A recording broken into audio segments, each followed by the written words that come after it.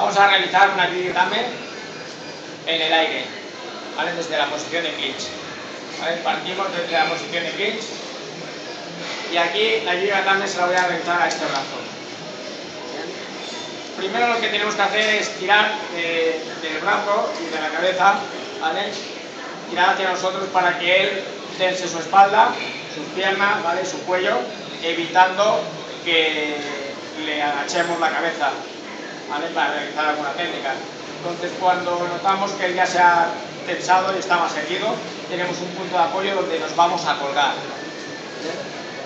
La pierna derecha la vamos a pasar aquí a la cintura. ¿Vale? Esta técnica se puede realizar o colgándonos con las dos piernas a la cintura, ¿vale? Con las dos piernas a la cintura, como si fuéramos un mono, ¿vale? Y después pasamos la pierna izquierda a este lado. Para hacer la Yui-Utame, podemos pasar, ¿vale? Saltar, y de aquí pasamos por aquí. ¿Vale? Y aquí ya tenemos la Yui-Utame viniendo para acá. Se podría realizar así, colgándonos con las dos piernas, o de una forma más directa, ¿vale? Tiramos, agarramos aquí con la pierna, ¿vale?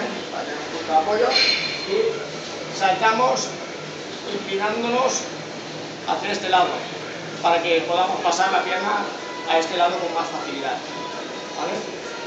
Hacemos esto.